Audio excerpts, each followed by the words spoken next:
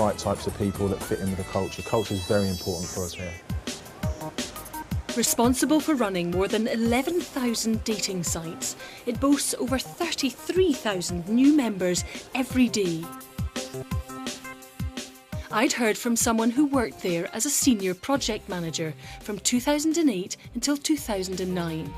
Gus Goodall was initially enamoured with the company.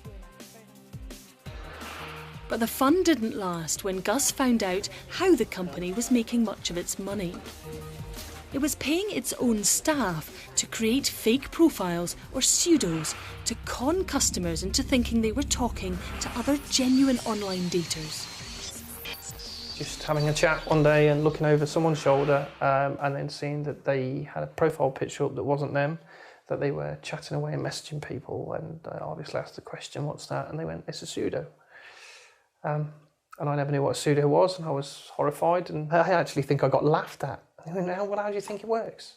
I came home, told my family about it, and they were like, whoa, really?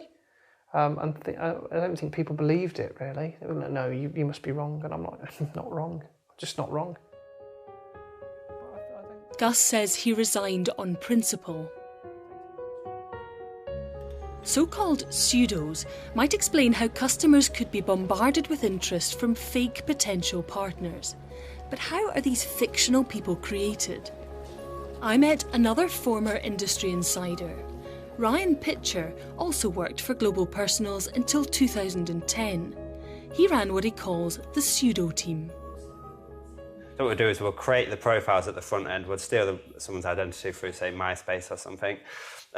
Would take someone from a totally different country, so i.e. Spain or wherever it may be.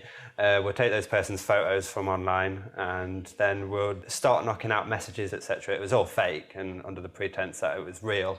So if I was a guy and was genuinely looking for somebody to go on a date with, excited because I've got this good-looking girl talking to me, but actually I'm talking to Ryan. Yeah. You'd be amazed that a lot of the guys, or even women, were chatting to just pseudo profiles.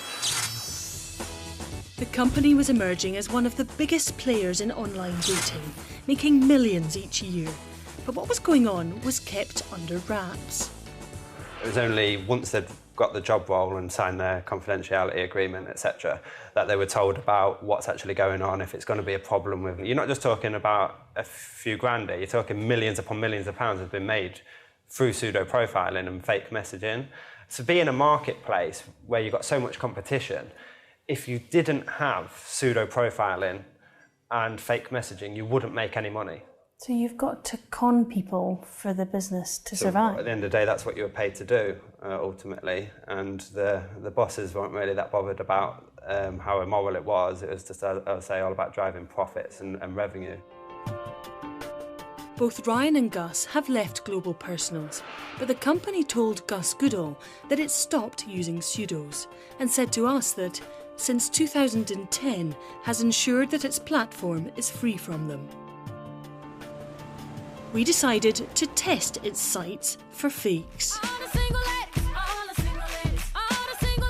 Global Personals has a dating website called Flirt Naughty. One place on the site caught our attention. We searched for women within 5 miles of a place called Hoggery in North Uist in the Western Isles. According to the website, there are 198 women there, all looking for casual dates on just one of Global Personal's sites. But before you think of moving to the Western Isles for the dating scene, the numbers don't stack up. This is Hoggery. Fewer than 100 people live within 5 miles of this tiny hamlet. Global Personals blamed our findings on scammers from North America. They said their systems allocate customers there to the nearest inhabited location here in the UK. They added Global Personals take the challenge of scammers incredibly seriously, and they thanked us for raising the North Uist issue. An internal investigation will take place, and they'll be blocking customers without a UK IP address from joining their British sites. It was all supposed to be about finding people happiness. For those lucky enough to find a match, that means 2 fewer paying customers for the dating site. So clearly, if they want people to keep signing up and paying up, they need plenty of profiles to tempt them in. When talking to Gus, he'd explained to me how dating websites guarantee they have a supply of profiles. You have people out there who create fake profiles and they'll sell a database if they want to. It's all done in something called probably MySQL or a CSV file. And if you were dumb enough to want to create your own website where you sat in your bedroom that was a dating website, you could do it. You know, import a database or go and buy a database, and they're not expensive. Is it really that easy to buy dating profiles? We decided to try for ourselves. It all seemed too simple. Type in "buy dating profiles" in a search engine. Find someone selling them. Within an hour, I had bought 10,000 of them from a company called Usdate. I had photographs and list after list of names, email addresses, dates of birth, sexual orientation and more. Thousands of UK profiles. This is unbelievable. This information is really private. Surely I shouldn't be able to buy it without their permission. But I can, and I tracked down some of the people whose information I'd bought. Some photos and personal information had been taken from social networking sites. Not one of those we contacted knew their data was for sale. This one was typical, an actor called Nick Barker Pendry. His images were taken straight off the internet. He told us he was livid his image was being misused. On some of the profiles, the email addresses were genuine. We've been sold the email addresses of academics, a House of Lords life peer, and people who work for the BBC. None of them was involved in online dating. On the spreadsheet, these details can feel impersonal. Just some pixels on a computer screen. I decided to visit one of these people to see how he felt about his information being sold. Gerald has cerebral palsy and uses a communication aid. Hello, Gerald. I'm Fiona from the BBC. Very nice to meet you. Hi, nice to meet you. Want to come in? Thank you. He told us most of the information was true, but the email attached to his Usdate profile was false. While he tried online dating a few years ago, he says he's never given his permission for his details to be sold. In the information we bought, this photo came up.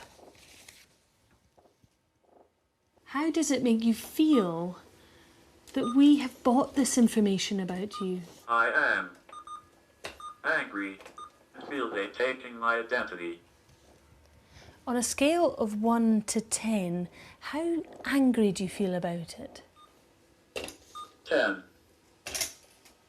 Well, I never thought of anything like this, but I feel it's just money-making scam.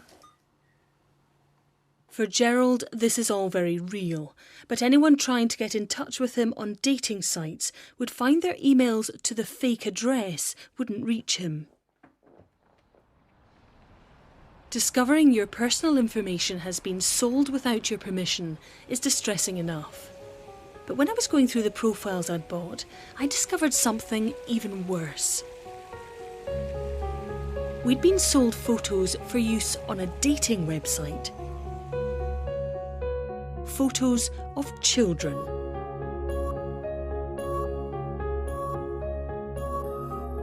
Included in the profiles, we found images of babies, toddlers and girls clearly too young to date online. All sold to us by Usdate. So who is behind Usdate? He calls himself Edgars Apelles.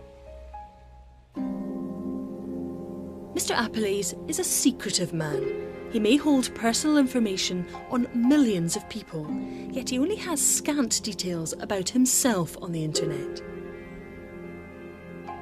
we had a suspicion he might be in the Dominican Republic. He agreed to speak to me online. Given the seriousness of what we'd found, we decided to secretly record the conversation. How many profiles do you sell a year? Millions, of course. We have more than 10 million profiles right now. And some clients buy all profiles. And dating business is very popular. You're saying that all the information that you're selling is with the permission? Yes, of course. What you're saying is not true, Mr. Appiles. You have even sent images of children. No. Only adult people. The people whose information you have sold to us, some of them have said that they did not give consent and they do not want to be on a dating website. They feel like their identities have been stolen. It's not possible. These profiles are fake, Mr. Appiles. Fake? No, all profiles is real. Do you think you're above the law, Mr. Appiles?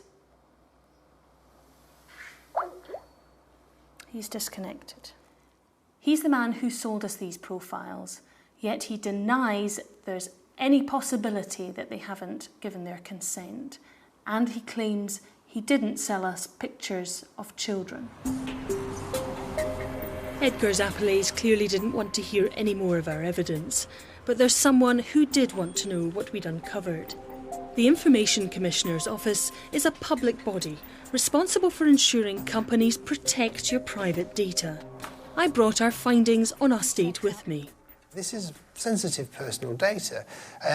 I'm very concerned to see that these lists are being sold on. You've got details about the individual's sexuality. If we're talking about significant numbers of names, well, that's a significant breach of the data protection principles, potentially.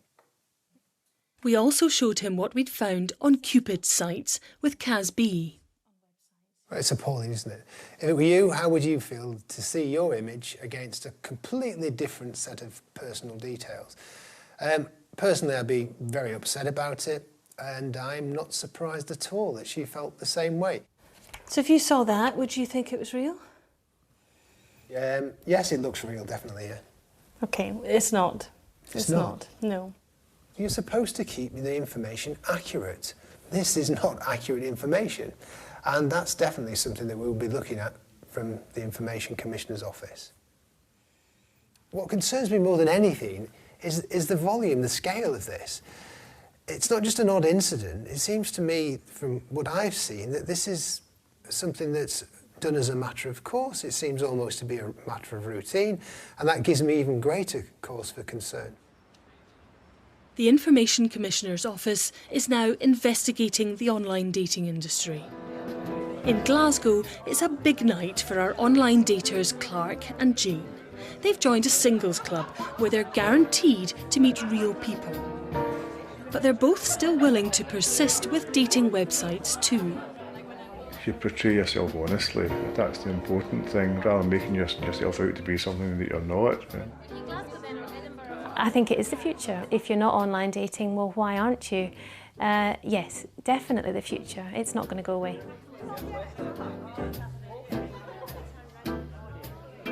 Whilst online dating can find people their perfect partner, our investigation reveals a less romantic side to the industry. One where your photos and personal information could be up for sale and where your dream dates may be works of fiction.